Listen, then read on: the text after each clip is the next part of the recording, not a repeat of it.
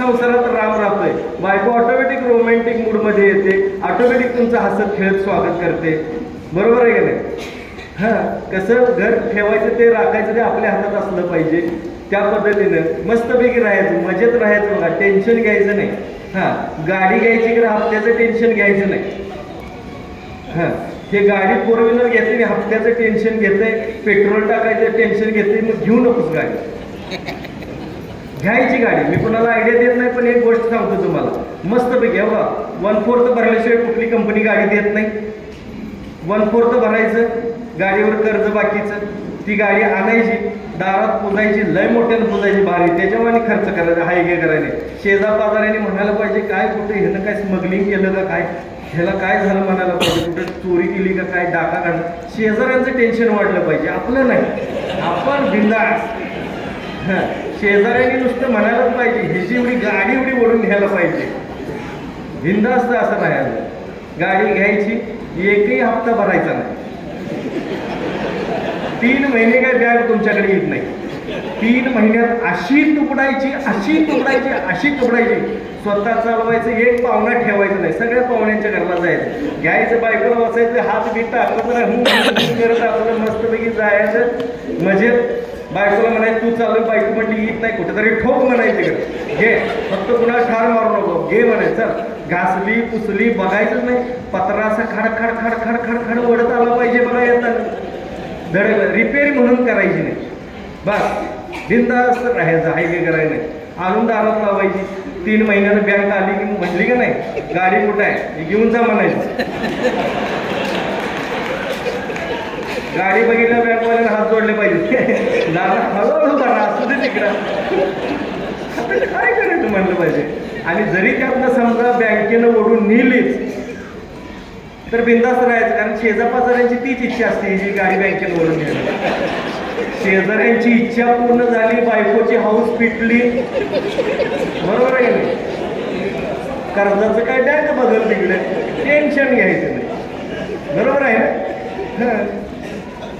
तुम्ही हसा की जरा, तुम्हाला काय झालं? लिपस्टिक लावणार आहे नाही, स्वप्न बघायला जाऊ. लिपस्टिक लावणार आहे डेंजर असतात बघा. लिपस्टिक हसतच नाहीत, हसले की समोरच्या तर गैरसमज. काय सांगायचं? असं केलं की वाटतं आता काय सांगायचं. हसत ही साडी नेसताना पण अशी डेंजर साडी निसती की आपलं स्कूल बॅग अडकवायची बारक्या पोराच्या ह्याच्यात, ते आपलं असं उभारलेलं असते. मम्मा आवड ना मम्मा, मम्मा आवड ना मम्मा. बेटा 2च मिनिटं ही साडी निसती कशी मारी का?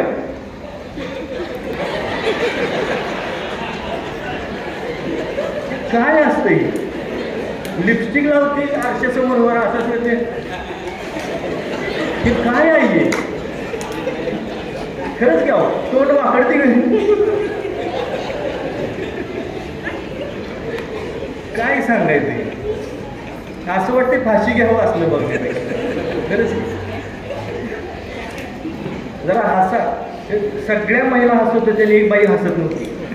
मी एकदा कार्यक्रमाला गेलो एका, सगळ्या बायका खूप खूप खूप म्हणजे अगदी खुर्च्या जाग्यावर राहिल्या तेवढ्या हसायला, एक बाई मात्र हसत नव्हती. मी म्हणलं ताई तुम्ही का हसत नाही, काय झालंय? काय हसायचंय तुमचं तोंड माझ्या सासूसारखं दिसतंय.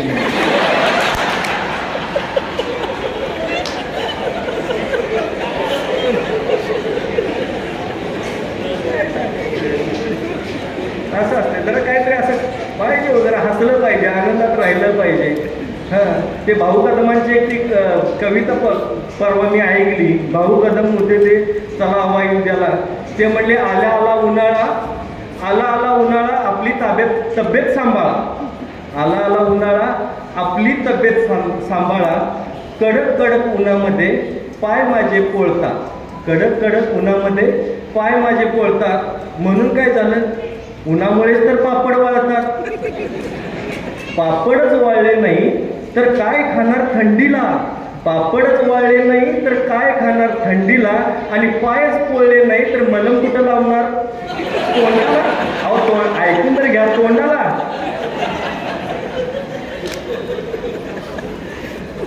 ते भाऊ कसं म्हणत होते, मी नाही. आयला म्हणतो तर चला, हसल्यानंतर बघा विदाऊट मेकअप सगळे छान दिसायला लागले, प्रत्येकाचे दात दिसायला लागले ऑटोमॅटिक. काय हसला, तुम्हाला काय आलं का घराचं टेन्शन, कुठलं टेन्शन होतं का? जरा मस्त मजेत जगायचं, मेंदू मोकळा झाला ना बस. ह्याला काय लकवा मारलाय का काय सारखं खाली खाली खाली. मी आपण 30 वेळा मागापासून वर ढकललं, मोजलं नाही का तुम्ही? ते हळूहळू खाली खाली खाली ते काय खाली बघायला. मी धोतर 3 वेळा बघितलं, म्हटलं हाय का नाही. मला माझ्यावर शंका यायला लागली, मी आपण साडीत दाखवायला वगैरे म्हणून माझं टिकलंय का नाही. बोलले ना तर लक्षात येत नाही हो. होय, पहिल्या पॅन्ट घालत होतो, बरेचदा बोलले ना तर ते करायचं राहून जायचं म्हणून धोत्राची आयडिया काढली. तर चला, हे चांगलं आहे का रे ह्याला आवाज नाही, देव पण कसा आहे बघायचे. आणि हे चांगलं आहे का रे ह्याचं सारखं. आता बघा थोड्या वेळानं आधी ते खाली बघतोय. ह्याचा पण होय दादा, ह्याचा पण राम गेलाय वाटतं. बिचारे थांब की जरा, त्याला काही करता येते का बघा. हसत खेळत आनंदात जगायचं. आयुष्य सुंदर आहे, अजून सुंदर बनवू शकतो, पण ते हसत खेळत राहू, आनंदात राहू. आता छोटे छोटे घरगुती उपाय सांगतो मी, तेवढे पटपट पटपट ऐकायचे, म्हणजे लक्षात ठेवा. हे जर तुम्हाला लेक्चर जर पाहिजे असेल तर लाईव्ह आहे, हे जर लेक्चर पाहिजे असेल तर परत तुम्ही यूट्यूबवरती ऐकू शकता छानसं. फक्त आता तुम्ही लक्षात ठेवा की घरचे इलाज ऐकून घ्या फक्त छोट्या छोट्या गोष्टीतून. हां, आता संसारातून राम गेला वगैरे बास करा, जरा आत्मविश्वास वाढवायचा. रोज एक चमचा सकाळी पांढरे तीळ खायचे. सकाळी उठल्याबरोबर नाश्ता तुमचं बाकीचं झालं की नाश्ता करून तुम्ही बाहेर पडताय ना, बाहेर पडायच्या वेळेस ना तोंडात एक चमचा पांढरे तीळ चावत चावतच बाहेर पडायचे मस्तपैकी.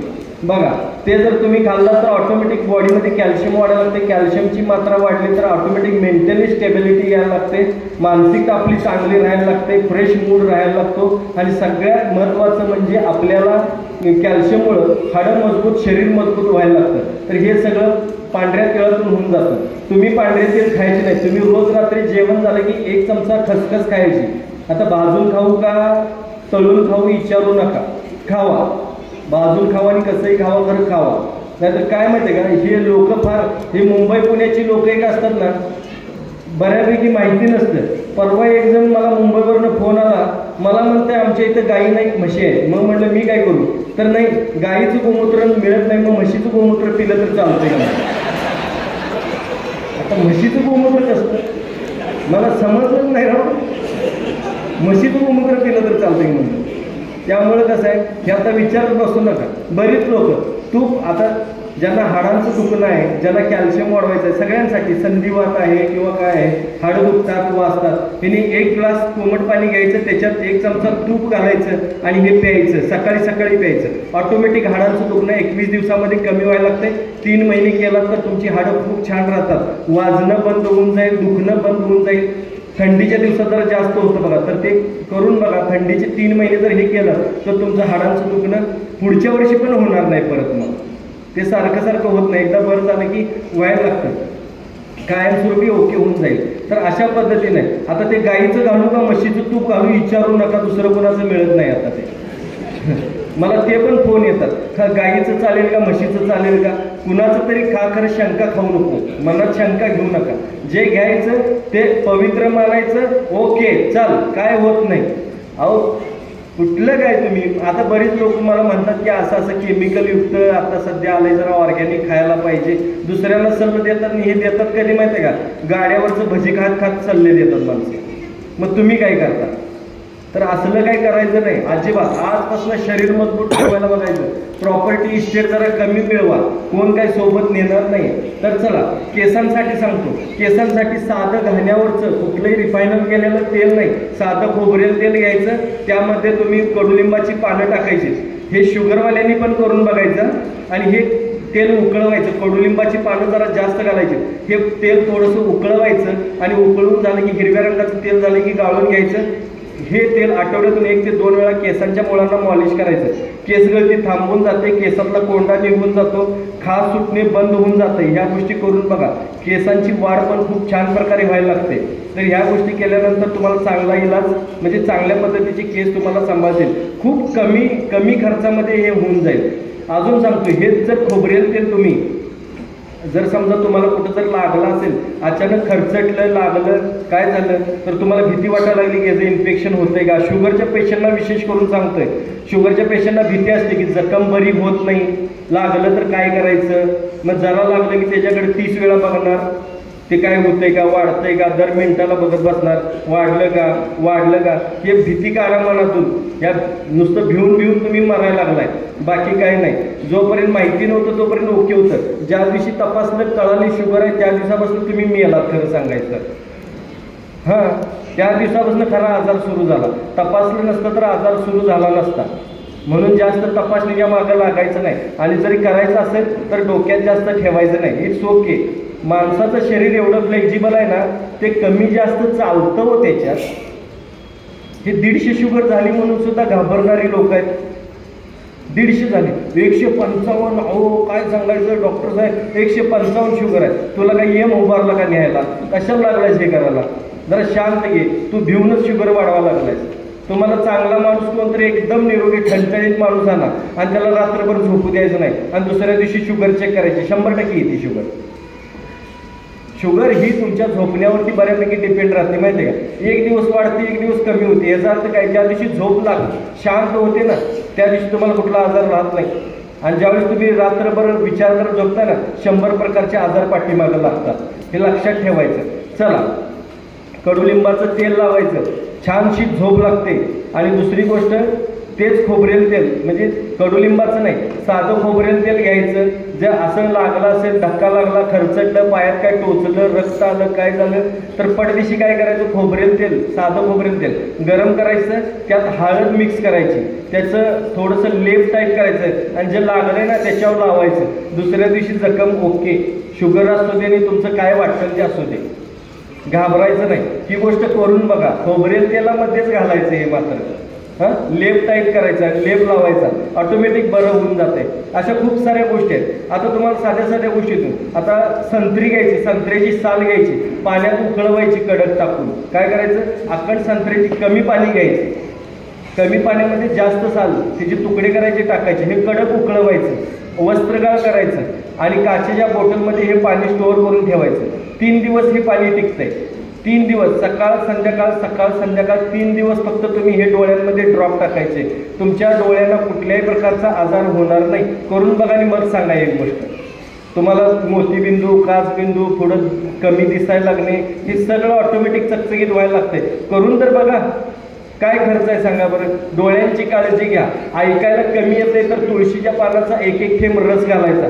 नाही जमलं तर दूध घालायचं, थंड दूध कानामध्ये घालायचं आणि बर्ड्सनं ते स्वच्छ पुसून घ्यायचं व्यवस्थित. अगदी काही होत नाही. ते केलं की अगदी कान वगैरे छान राहतात, ऐकायला पण शेवटपर्यंत चांगलं यायला लागेल. दात मजबूत ठेवा म्हणजे शरीर मजबूत राहते. श्रवणक्रिया व्यवस्थित व्हायला पाहिजे.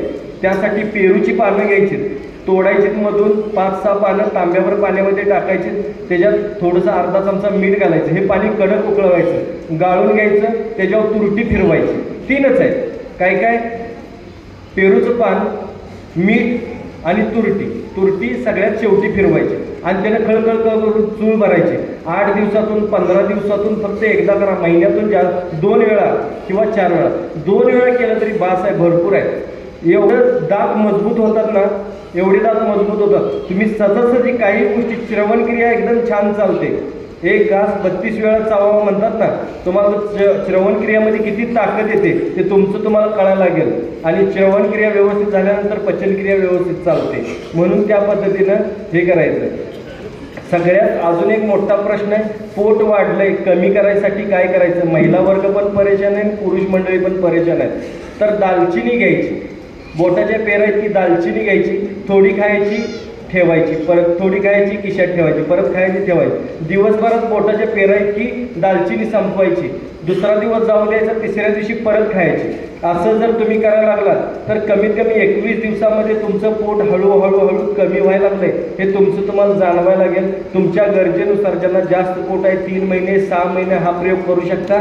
ऑटोमॅटिक कुठल्याही प्रकारचं पथ्य पाणी न पाळता तुम्ही ह्या प्रयोगातून तुमचं पोट कमी करू शकता. महिला वर्ग आफ्टर डिलेव्हरी म्हणजे सीझर झालेलं असतं बघा, त्या महिलांना जास्त प्रॉब्लेम येतो. माता भगिनींना पोट वाढलेलं असतंय आणि काय करायचं काय सुचत नाही, कारण सीझर झाल्यामुळे दाबून बांधू पण शकत नाही त्या दिवसांमध्ये 15 दिवस. त्यामुळे 15 दिवसामध्ये जो वात राहतो, वात्या म्हणतात, वात म्हणतात, काय काय म्हणतात.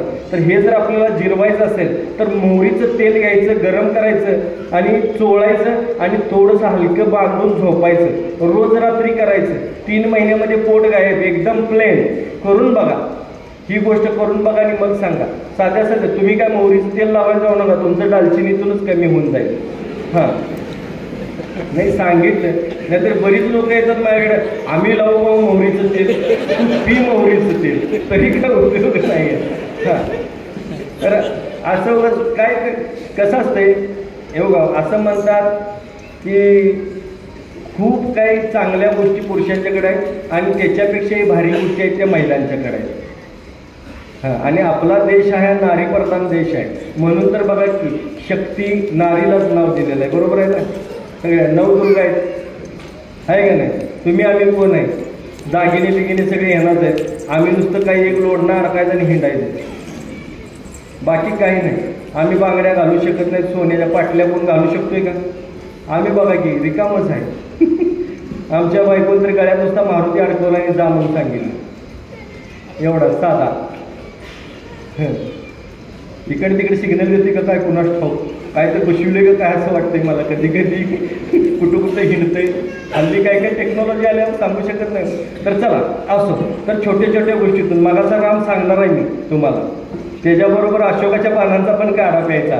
ऑटोमॅटिक 15 दिवसामध्ये 21 दिवसामध्ये राम तुमचा चांगला होऊन जाईल. चांगला संसार करा, व्यवस्थित राहावा, कॉन्फिडन्स ठेवा. हे कॉन्फिडन्स लूज झाल्यानंतर आपल्याला अशा गोष्टी वाटायला लागतात. संसारात राम नाही, लक्ष्मण नाही, सगळं राम लक्ष्मण भरत शत्रुघ्न सगळं वाटायला लागेल तुम्हाला. फक्त तुम्ही कॉन्फिडंट राहा.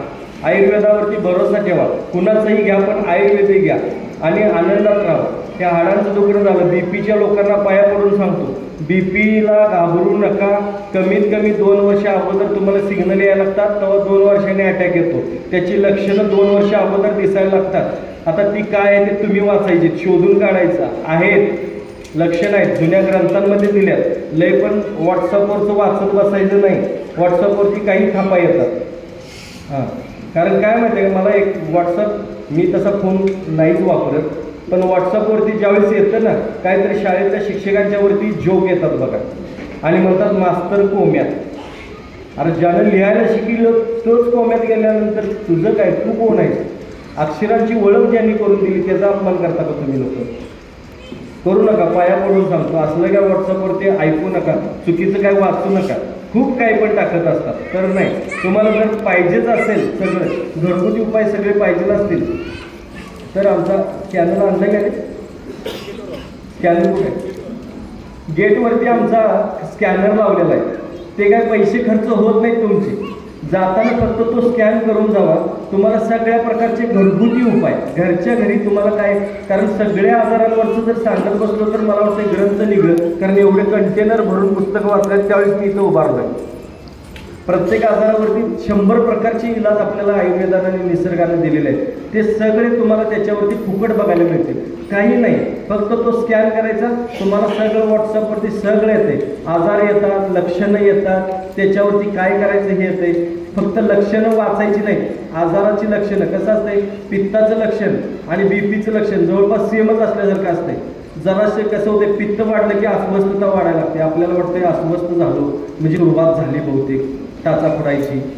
तर असलं काय डोक्यात घ्यायचं नाही, हे काही नाही. हो पित्तामुळे होते. बीपीच्या लोकांना तुम्हाला विनंती करून सांगतो, फुकटचा इलाज आहे, फुकटचा. एकही पैसा खर्च करायचा नाही, एकही.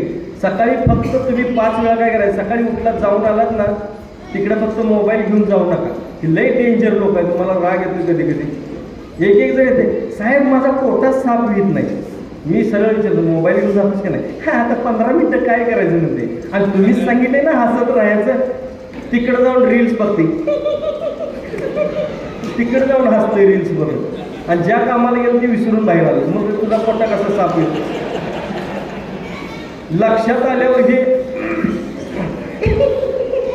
असं करते. तर असलं मोबाईल द्यायचं नाही. जाऊन आलात ना बीपीच्या लोकांनी, फ्रेश होऊन आलात की अंथरुणावरती आपल्या सरळ बसायचं स्ट्रेट, श्वास घ्यायचा नाकाने, जितका वेळ थांबता येईल तितका वेळ थांबायचं, छातीत श्वास रोखून ठेवायचा, पोटात नाही छातीत ठेवायचा, आणि थोडंसं प्रेशर दिल्यासारखं करायचं थोडंसं, आणि सोडताना तोंडातून सोडायचं. परत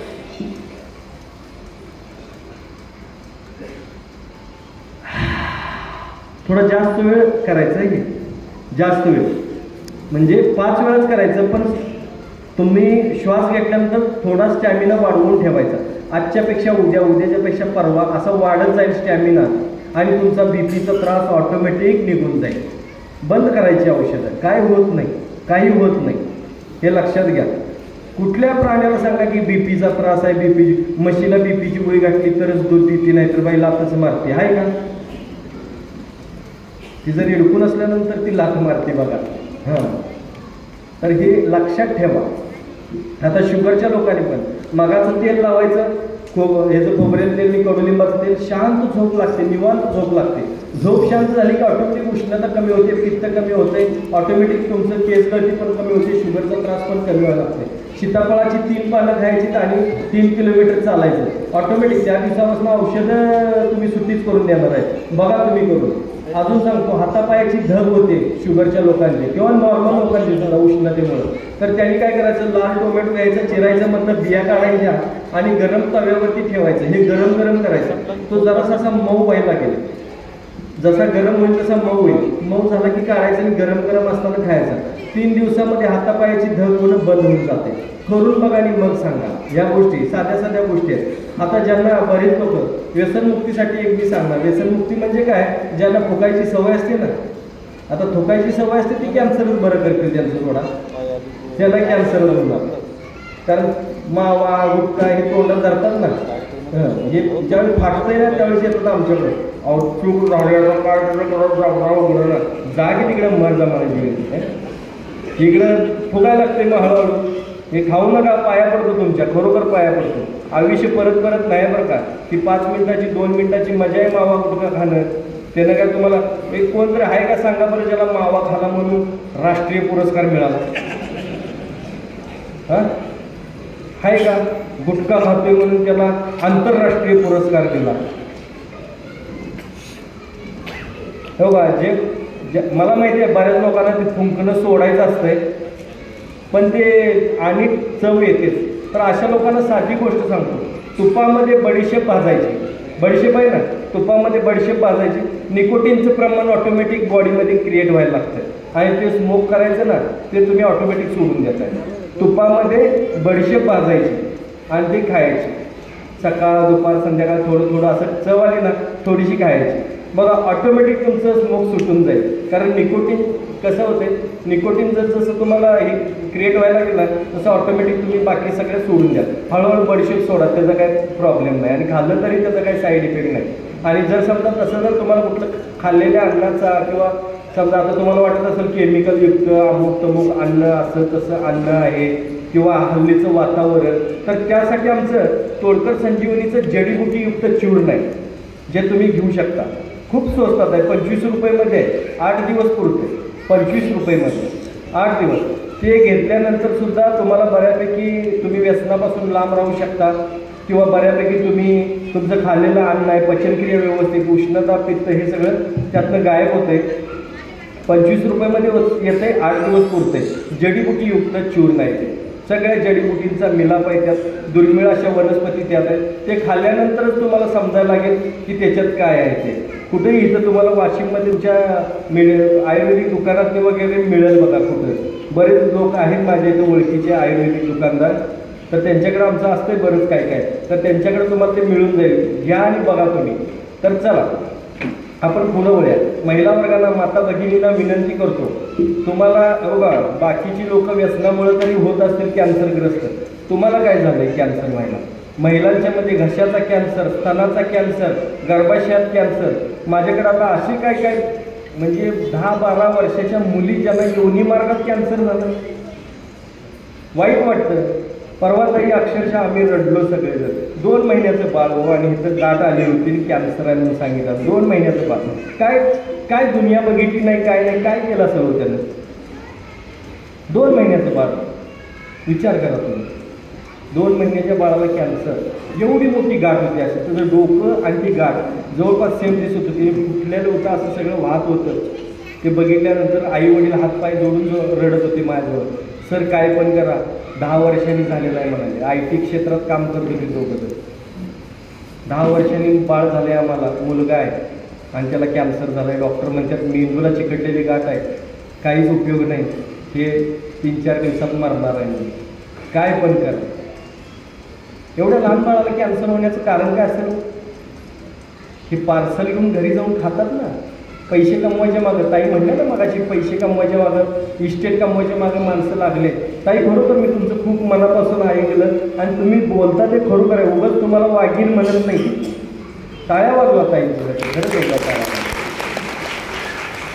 कारण खरोखर एक धाडच आहे त्यांची. मी एक आणि एक शब्द असा कानातून वतला वतला गेला अक्षरशः. असं बोलणं आहे. भाषा प्रभुत्व खूप छान आहे त्यांचं. त्या म्हणल्या ना, ते खरंच आहे सगळ्या गोष्टी. तर लहान बाळ काय करायचं? इस्टेट कमवायच्या मागं लागलीत आणि खरी इस्टेट शरीराची विसरून गेलीत. पार्सल न्यायचं, घरी जाऊन खायचं. आज टेस्टिंग पावडर काय काय काय काय वापरून केलेलं अन्न आणि ते मसालादार रोजचं खायचं. काय करायचं? पैसा काय उपयोगाला आला सांगा बरं. वाटेल तेवढा पैसा देतो म्हणलीत, खरं याला वाचवा शक्य नव्हतं. ते मरून गेलं बाळ. ते बिड्या फुंकायच्या, सिगरेट्या फुंकायच्या, पार्सल नेऊन खायचं, नवरा बायको बसून दारू प्यायची. कसं होणार बाळ? बाळ कसं होणार? सगळं तुम्ही जे खाता पिता ह्याचा सगळा परिणाम त्या बाळावरती होतो, हे लक्षात घ्या. म्हणून स्वतःची तब्येत पहिली सांभाळा. स्वतःची तब्येत सांभाळा. हे माता भगिनींना पाया पडतोय बाबा. तुम्ही ऐकताय, मला माहिती आहे. माझ्या फॅन फॉलोअर्समध्ये 80% महिला आहेत आणि 20% पुरुष आहेत. 80% महिला ते घरगुती उपाय करतात. आता जाताना जर बघितलं ना, एका पुरुषानं जर सांगितलं ना, सर मी तुमचा फॅन फॉलोअर आहे, मी तुमचे उपाय करतोय, तर त्याच्या पाठीमागे 10 बायका 8 बायका सांगणार मला की सर आम्ही करतोय म्हणून. एका पुरुषानं सांगितलं तर 8 बायका सांगतात. हे लक्षात घ्या. एवढा म्हणून तुमच्या पाया पडून सांगतो माता भगिनींनो, तब्येत सांभाळा.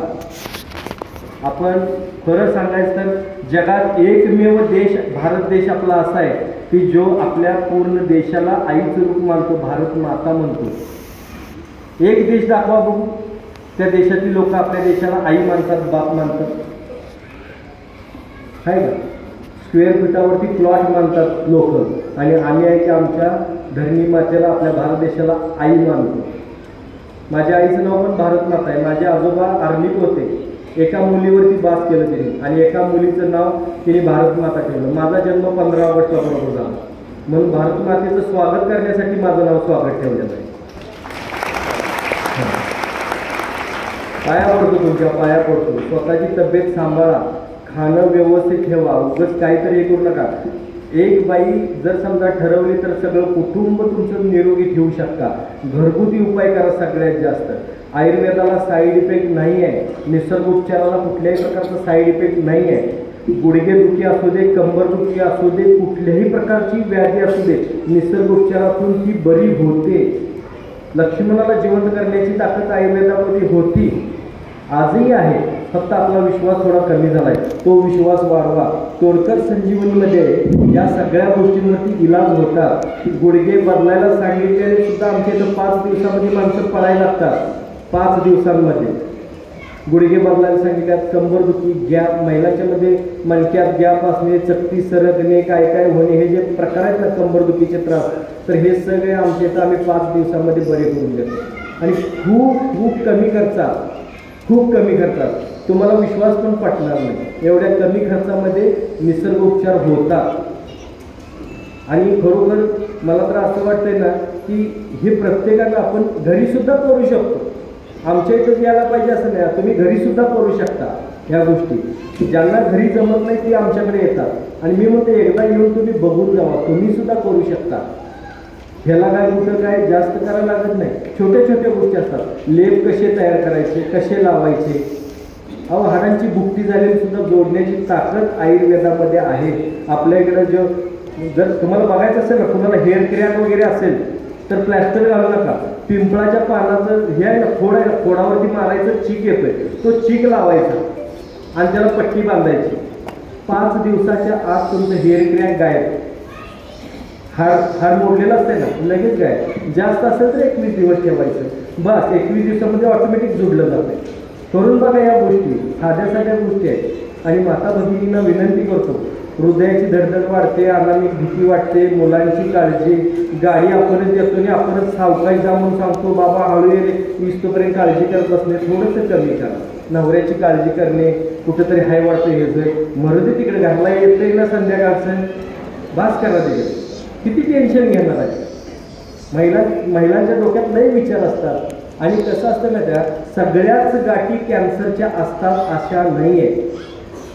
सगळ्याच गाठी की आता स्तनाला गाठ येते, सगळ्याच गाठी. आमच्या इथं नाडी परीक्षण केली जाते फुकटमध्ये, 1ही रुपये चार्ज नाही. ती गाठ कशाची आहे आमच्या इथं सांगितली जाते. हां, हे कधी कधी कसं असतंय, आता ह्या गोष्टी थोड्या प्रायव्हेट आहेत त्यामुळे जास्त बोलू शकत नाही, पण मी खूप सगळ्या गोष्टी सांगू शकतो. स्तनात गाठ कसली असते, कशानं होते, काय होते, हे जर उघड कसं आहे, बोलण्याला खूप मर्यादा येते म्हणून मी बोलू शकत नाही. पण तुम्हाला पाया पडून सांगता, कॅन्सर आहे म्हणू नका तुम्ही फक्त धीट राहा. नीट करायचं, कसं करायचं ते तुम्हाला आम्ही सांगू शकतो. तो स्कॅन करून जावा, त्याच्यात सगळ्या गोष्टी तुम्हाला दिलेल्या आहेत, तुम्ही ते वाचू शकता. त्यानुसार फक्त धाडस ठेवा. सगळ्यात मोठा रोग आहे तो भीती आणि सगळ्यात मोठा औषध आहे ते धाडस. धाडस ठेवा, तुम्हाला काही होत नाही. अशा पद्धतीने तुम्ही राहू शकता. कॅन्सरवरती सुद्धा मात केलेल्या महिला आहेत आमच्याकडे, कॅन्सरवरती सुद्धा असताना. आणि तुम्हाला रोज कुठली तरी गर्भाशयात जरा गाठ लागली की लगेच तुम्ही म्हणताय नाही गाठ आहे की कॅन्सरच असेल, हेच असेल, नुसतं दाबून चेपवता त्याला. कशाला काय करता. आमच्या इथं नाडी परीक्षण फुकट केलं जाते. काय येऊन एकदा चेक करून जावा. 20-20 हजार रुपये घेतात, आम्ही फुकट करून देतोय. आम्हाला कुठल्याही प्रकारचं जास्त लालच नाही आहे, कारण हे काम मला परमेश्वरानं दिलेलं आहे. नाहीतर इथं यायचे सुद्धा पैसे घेतले असते. मी म्हणलं ना, इथे यायचे सुद्धा पैसे घेतले असते, पैसे घेत नाही. नको आहे का मला, काय लागतं सांगा. 10,000 20,000 मला येताना आता मला 50,000 रुपये खर्च होते. अहो दिलेत कोणी त्याने, एक वेळचं जेवायला मिळत नव्हतं मला. आज एवढं सगळं दिलंय. आज कमीत कमी 300-350 कुटुंब जगतात. तेवढे कामगार आहेत, 550 कामगार आहेत माझ्याकडे, तेवढी कुटुंब जगतात. तेवढेच मला मिळत नव्हतं. आज 550 लोकांना, 550 कुटुंबांना जगवायची ताकद परमेश्वरानं दिलेली आहे. त्याच्यावर घमेंट नाही करायची, नाहीतर जायला वेळ लागत नाही. म्हणून कुठल्याही गोष्टीला घमेंट करायचं नाही, गर्व करायचा नाही. आणि तसा मी काही गरीब नाही, मी लय श्रीमंत आहे. माझी श्रीमंती मी इथं दाखवू शकतो एका मिनिटात. बघायचे असेल तर बघा, तुम्हाला दाखवतो एका मिनिटात तिथे श्रीमंती दाखवतो. बघा, ज्या युगामध्ये, ज्या जगामध्ये स्वतःची मुलं सुद्धा आपल्या आईवडिलाचं ऐकत नाही, त्या जगामध्ये, त्या युगामध्ये एवढे सगळे लोक माझं ऐकायला येतात, ह्याच्यापेक्षा अजून काय श्रीमंती करतात. बरोबर आहे ना. म्हणून असं आहे. ओके, लक्षात ठेवायचं. 57 रनिंग आहे आता. हे कागदोपत्र खरं, मी 25शीतलाच आहे. अजून राम आहे. मी राम घालवत नाही तसा. असं बिंदास्त राहायचं, बिंदास्त राहायचं. कुणी बघितलंय उद्याचा दिवस, बरोबर आहे की नाही. वेळेच्या अगोदर जायचं नाही. बघा, मी एवढे किलोमीटर फिरलो. परवा काय तर माझ्या मुलग्यानं कॅल्क्युलेशन काढलं, करोडो रुपयांचं पेट्रोल आणि डिझेल जाळलंय मी. करोडो रुपयांचं एवढं फिरलोय मी. मजा करायला नाही, पिकनिकला नाही. हे व्याख्यानं द्यायला जे फिरलोय ना, त्याचं सगळं रेकॉर्ड आहे माझ्याकडे. किती कुठं फिरलो. करोडो रुपयांचं डिझेल पेट्रोल जायला तेवढं फिरलोय. तर विनंती करतो, बाकीचं काय बोलत नाही. ह्याच्या पाठीमागे त्याग आहे, सगळं आहे. तुम्ही फक्त समजून घ्या आणि कुठल्याही आजाराला घाबरू नका. बिंदास्त राहा. तोडकर संजीवनी तुमच्या सोबत नेहमी उभा राहील. आणि गुडघेदुखी, कंबरदुखी जर वाटत असेल, तुम्हाला जास्त त्रास येते, तर साधे इलाज सांगतो. आलं गरम करायचं, पेस्ट करायची, कमरेवरती लावायची, लगेच कंबरदुखी थांबते. गुडघ्यावरती बटाटा उकडवायचा, मॅश करायचा, गुडघ्यावर लावायचा, लगेच गुडघा दुखायचा कमी व्हायला लागतो. हळूहळू करत ते प्रयोग करत गेला तर बंद होऊन जातो. आणि अगदीच काय वाटलं, लसूण आणि लवंग ह्याचं तेल करायचं. लसूण लवंग ह्याचं तेल करून ठेवायचं. पद्धत पण सांगतो तुम्हाला, साधी गोष्ट आहे. लवंग 3-4 घ्यायचे, 4-5 लसणाच्या पुड्या घ्यायच्या, मोहरीचं तेल घ्यायचं, त्यात टाकायचं, हे कडक उकळवायचं आणि त्या पद्धतीने तुम्ही ते तेल करायचं. हे तेल केलं ना, लसणी तेल म्हणतात त्याला, गुडघ्यावरती, कमरेवरती, कुठल्याही दुखण्यावरती, सुजला असेल, मुक्का मार लागला असेल, सगळ्यासाठी लावू शकता हे तेल तुम्ही.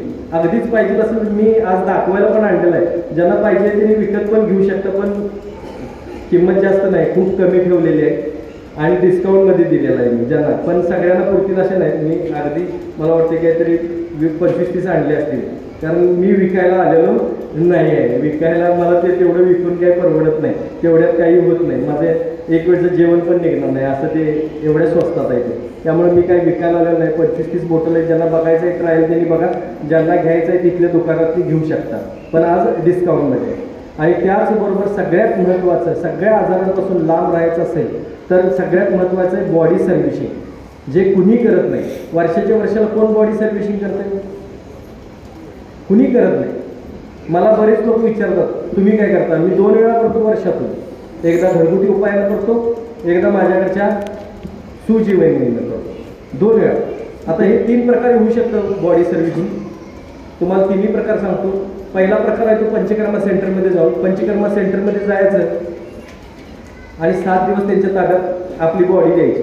ते पहिल्या दिवशी वमन, दुसऱ्या दिवशी बस्ती म्हणजे इनिमा, मग पोटाचे मसाज, 3ऱ्या दिवशी, 4थ्या दिवशी पाठीचे मसाज, 5व्या दिवशी डोळ्यात नाकात कानात तेल घालतात, 6व्या दिवशी तुम्हाला फुल बॉडी मसाज करून देतात, 7व्या दिवशी तुम्हाला औषधी पाण्याने आंघोळ घालतात आणि सोडून देतात. पण 7व्या दिवशी 2-2.25 लाख रुपये तुमचं बिल होते. ज्यांना पाहिजे ते करू शकतात. अगदी नाही म्हणायचं किरकोळ कुठल्या साध्या ह्याच्यात गेला तरी 50,000 रुपये घेतात. 50,000 रुपये तुम्हाला पाहिजे असेल तर तुम्ही करू शकता साध्या ह्याच्यात जाऊन. आणि नाहीच झालं तर तुम्हाला घरगुती उपाय सांगतो. 3 दिवस सलग ताक प्यायचं, रवीनं घुसळायचं, वस्त्रगाळ करून घ्यायचं आणि 1 ग्लास ताकामध्ये 2 ग्लास पाणी घालायचं. असं कमीत कमी 5 लिटर ताक प्यायचं. त्याच्यापेक्षा जास्त जितकं पिता येईल, 7 लिटर, 8 लिटर, 9 लिटर जितकं पिता येईल. भूक लागली ताक प्यायचं, ताण लागली ताक प्यायचं, रात्री झोपेत जाग आली ताक प्यायचं. हां, हात असा केल्यानंतर लगेच काय सांगाल, रात्रीच उठून कोणतं पाणी पिऊ शकते म्हणून म्हटलं ते उशालाच घेऊन झोपायचं ताक. नाही अहो, हे पुण्यातनं एकदा मला फोन आला, मला शुद्ध होते बहुतेक की आता काय सांगायचं पुण्यातली भाषा. सर शनिवारी, रविवारी आणि सोमवारी केलं तर चालेल का? मी म्हटलं तुम्हाला वेळ असेल तेव्हा करा. नाही मला 3 दिवस आता सुट्टीच आहे, मग घरीच होतो, मग आपलं करून घ्यावं म्हटलं तुमचा इलाज. म्हटलं घ्या. मग मला सांगा 3 दिवस चालतंय? हो चालतंय. मग अजून एक विचारायचं होतं. म्हणलं काय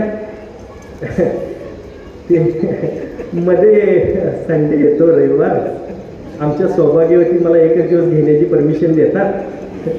मग रविवार थोडी घेतली तर चालेल का? मी म्हणलं 1 रविवार घालवा की. म्हणलं त्याला काय राव, म्हणलं ताक प्या त्याच्यावर. नाही नाही ताक पितो पण काय नाही म्हणलं तसलं काय चालत नाही. मग ताक प्या म्हणतात. मग एक काम करू का, ताकात घालून पितो तुम्ही.